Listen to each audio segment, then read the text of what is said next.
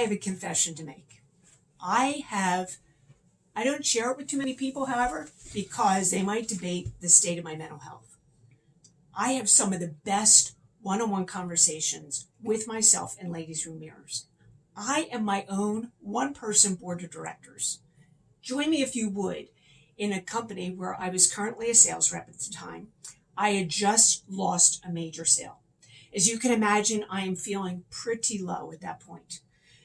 A thumbnail sketch about me at that moment: 35 years of working, 4 very different careers. Losing major sale had impacted me both financially as well as personally. Here's how the conversation went. Really? So now the next weeks, maybe days, months, who knows, are going to be impacted because you lost this sale? You need to get a life. What is your tombstone going to say? She worked. The other part of my brain, however, was saying this. Okay, you leave the job. Now, what are you going to be doing Monday through Friday when everybody else is working? Who are you going to be without the business card? How are you going to be using those skills and talents you've worked so hard to create? And if you left the job right now, and all the work that you've put into getting to this point in your career, wouldn't it be not only letting you down, but also women as a whole? I don't have to tell you what part of the conversation won for me. On went another coat of lipstick.